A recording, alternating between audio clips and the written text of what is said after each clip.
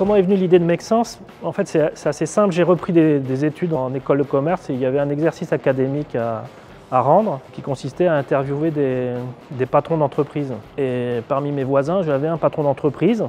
Je ne savais pas dans quelle activité. Et j'ai soumis l'idée, selon toi en tant que patron, est-ce que la technologie peut réduire la pénibilité au travail?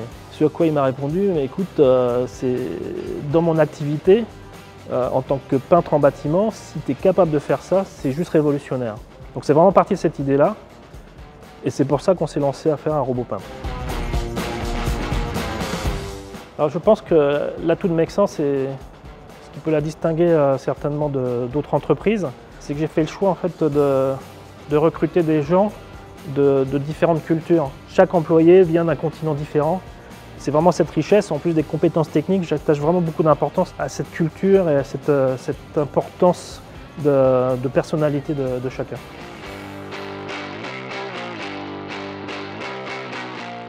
Ce que je préfère dans l'entrepreneuriat, je pense sans commune mesure, c'est cette liberté de décision. En fait, on n'a rien à demander à personne, on dépend de personne.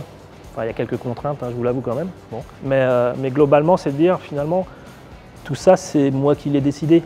On en est là parce que j'ai eu une idée, parce que je l'ai menée à bien, parce que voilà. Donc c'est une gratification personnelle de dire j'en suis arrivé là à partir de rien, quoi. C'est tout bêtement. Alors pour obtenir des financements pour Make Sense, j'allais dire la démarche était assez simple au demeurant. On a exprimé un besoin.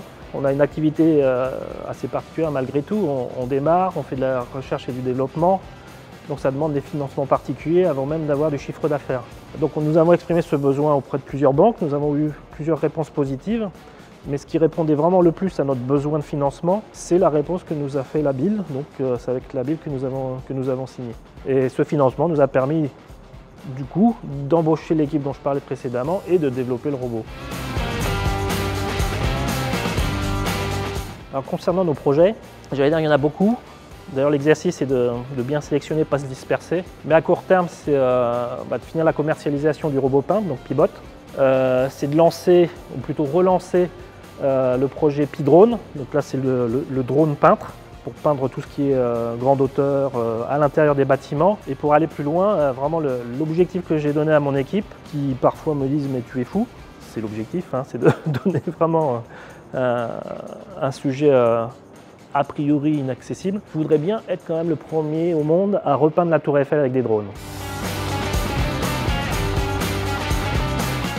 Alors si c'était à refaire, je pense que je serais beaucoup plus vigilant sur le choix des partenaires en général et en particulier des associés. Parce que comme dans un mariage, je dirais, on s'engage pour des années pour la vie professionnelle et donc il ne faut pas se tromper.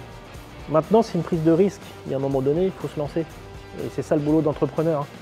Donc il y a à la fois cette prise de risque, prendre son temps quand même pour la décision, et quand bien même on peut se tromper. Et ça fait partie de la vie, c'est pas grave. Alors quel conseil je pourrais donner à quelqu'un qui veut se lancer?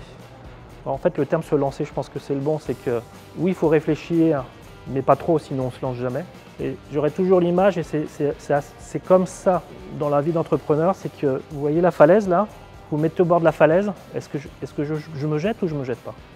L'entrepreneur, il se jette. Et je vole. Voilà. C'est vraiment ça.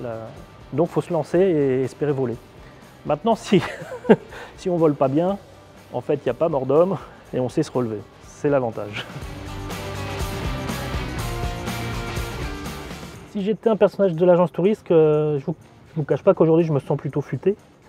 Mais en fait, en tant qu'entrepreneur, il faut être capable d'être n'importe lequel de ces personnages en fonction des événements, de l'état de la route, de la météo du moment.